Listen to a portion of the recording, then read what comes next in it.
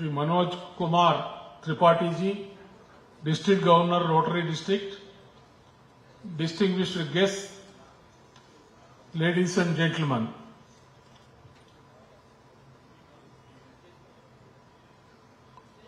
It is indeed a pleasure to be part of this Education Eminence Conclave 2026 organized by News18 Odia. I congratulate the organizers for bringing together distinguished minds to deliberate on the theme Vikasit Odisha, Architecture of a Knowledge-Led Renaissance. The theme is both timely and deeply relevant as Odisha and the nation move steadily towards the shared aspirations of Vikasit Odisha by 2036 and Vikasit Bharat by 2047. Friends, we are living in an era where the strength of a society is no longer measured merely by the abundance of natural resources, but by the richness of its knowledge, the creativity of its people, and the quality of its education. The future belongs to those societies that invest in human intellect, nurture innovation, and empower young minds with the right values and skills.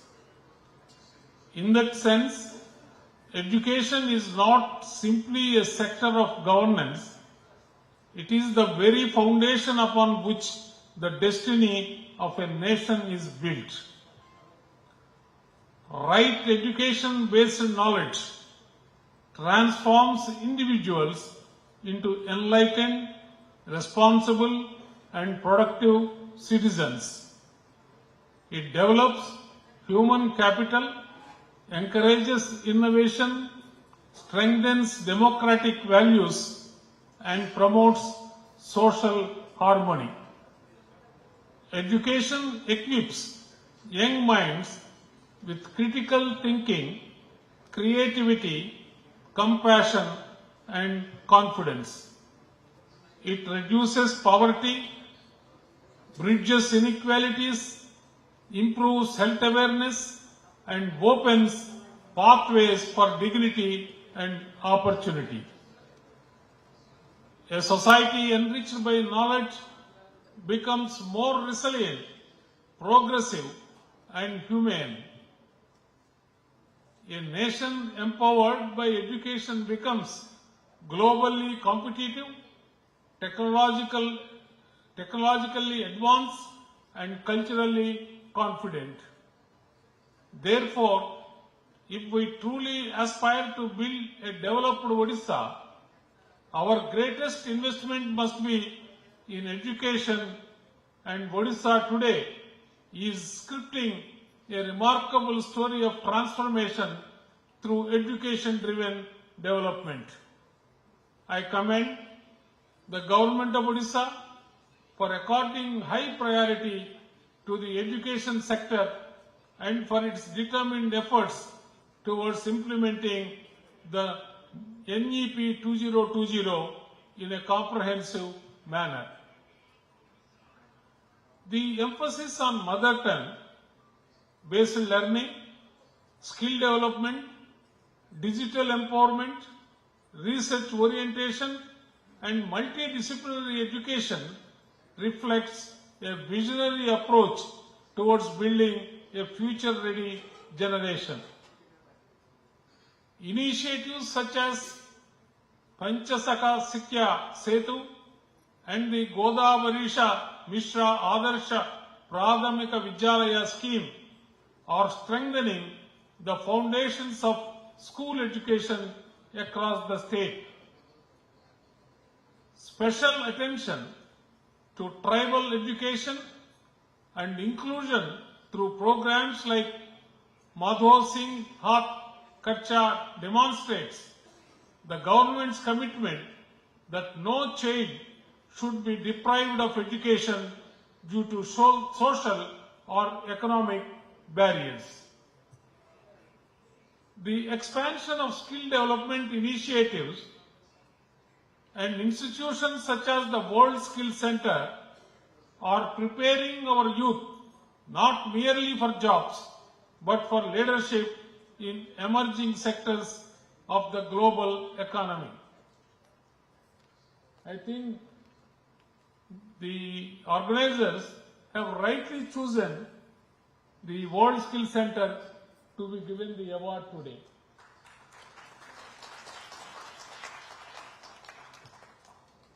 These efforts are not merely administrative measures, they are investments in the intellectual wealth of society. They will strengthen the intellectual pool of Odisha, foster innovation and entrepreneurship, and contribute significantly towards the realization of Vikasit Odisha. Education, when combined with values, vision and opportunity, has the power to transform an entire civilization. Friends, Odisha has always been a land of wisdom, spirituality and cultural brilliance. From the timeless teachings of Lord Jagannath's universal philosophy to the intellectual legacy of our saints, poets and reformers, this soil has always celebrated learning and enlightenment. Today, we are called upon to carry forward that legacy into the modern age through a new renaissance powered by knowledge, technology and innovation. In this context, I also appreciate News18 Odia for organizing this important conclave. Media institutions play a significant role in shaping public consciousness. I think in today's world, today's India, media has a major role.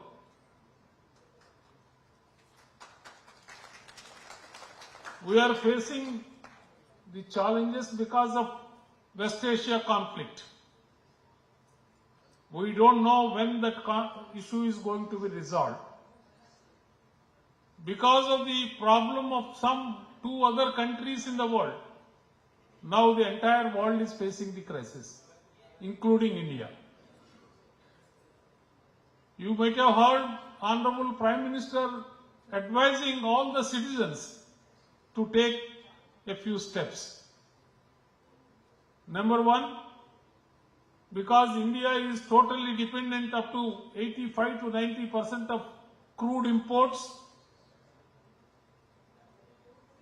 the crude dependence on India must be minimized. That is the first task everybody has to think about.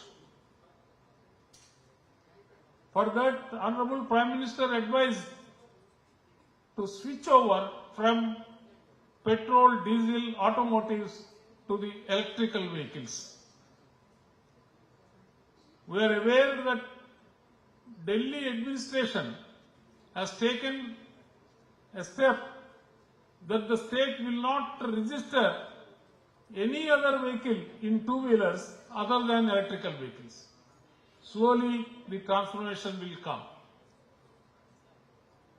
Similarly, government is taking a lot of steps to have the ethanol blending in petrol. Now we have come up to 20%. That means 20% of that quantity is reduced for the import. Then he advised all the citizens to postpone the buying of gold at least for 1 year, not permanently. It is only for 1 year. I think this also we should keep in mind. He also advised to postpone the foreign travel if it is not emergent, at least by 1 year. And another advice he is giving is always, I think I am hearing from the last 1 year, Honorable Prime Minister is advising that India is going to face the major problem of obesity. The obesity problem can be reduced by reducing the usage of edible oil in our kitchens. We are importing edible oils from our neighboring countries to the extent of 1,60,000 crores. Being an agricultural country, we should not import the agriculture commodity to that extent. Therefore, government is taking steps to improve the production of oilseeds by implementing palm oil mission, and some other steps are being taken. Therefore, Prime Minister is advising, keeping in view of the health of individuals. That is what we think. But he is having another thing in mind. To improve the health of the Indian economy also, you have to reduce the usage of edible oils. As you are aware,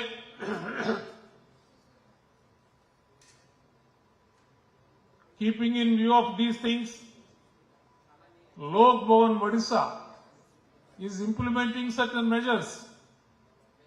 We have replaced all petrol diesel vehicles in the governor's carpet about a year ago. We are using only electrical vehicles. We are generating solar power on the rooftops of the Lok Bhavan buildings. I think from next month onwards, the campus is going to be net zero. That means we need not pay any electricity bill because we are generating our own power through solar energy. And Government of India is implementing beautiful scheme for the benefit of every house, for every citizen. That is Pradhan Mantri Suryaghar Bijli Yojana. Every house can become a solar power generator. To install solar rooftop system, Government of India is providing for 3 kilowatt system about 78,000 rupees. Not only the Government of India's subsidy, Government of Odisha is implementing the subsidy scheme for rooftop scheme to the extent of 60,000 for 3 kilowatts. 3 kilowatts means you will be able to generate 12 units per day of power. I don't know how many of you have taken steps to install rooftop solar systems on your houses. But this is the time you think about installing these rooftop power systems, solar systems, to generate at least a part of the power what you consume. You generate something and contribute to the power generation. You shift your vehicle to electric vehicle. Increase the power of the solar rooftop system. You generate electricity, you use the electricity to charge your electrical vehicle. Your total transport costs are going to be zero. You need not complain that crude is not available. The diesel and petrol costs are going to be increased. I think all these problems can be avoided by just simply taking 2-3 steps and follow them and follow the advice of Honorable Prime Minister. You will be saved of cost escalations. I sincerely appeal all the people to consider the appeal of Honorable Prime Minister and try to implement as far as possible. Beyond journalism, platforms such as News18 Odia are contributing meaningfully towards creating an informed, enlightened and progressive society by initiating dialogues on education, development, and nation building. Such forums encourage the exchange of ideas, inspire young minds, and strengthen collective commitment towards social progress. As we move ahead, our universities, schools, research institutions, and policy makers must work together with a shared sense of purpose. We must create an ecosystem where innovation is encouraged, research is celebrated, and learning remains connected with the needs of society. Our youth should not merely seek employment. They should become creators of knowledge, builders of institutions, and architects of a better future. The journey towards Vikasit Odisha is not only an economic mission, it is a civilizational mission. It calls for renaissance of ideas, values, creativity, and collective aspirations. This renaissance must begin in our classrooms, flourish in our universities, and ultimately shape the soul of our society. I am confident that with the energy of our youth, the dedication of our teachers, the vision of our policy makers, and the collective will of our people, Odisha will emerge as a beacon of knowledge, innovation, and cultural confidence for the entire nation. Let this conclave become a catalyst for a new knowledge-led renaissance that inspires every young mind to dream, to innovate, and to serve society with excellence and integrity. Together, let us build an Odisha that is enlightened in thought, empowered through education, and prosperous through knowledge. Thank you. Vande Utkala Janani. Jai Hind.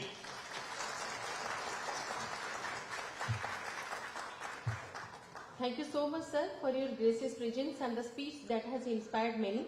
ଏବେ ଅନୁରୋଧ କରିବି ନ୍ୟୁଜ୍18 ର editor Narendra ଜେନାଙ୍କୁ ମଞ୍ଚ ଉପରକୁ ଆସି ମନ୍ତ୍ରୀ ସମ୍ପତ ସ୍ୱାଇଁଙ୍କୁ ସମ୍ବୋଧିତ କରିବେ।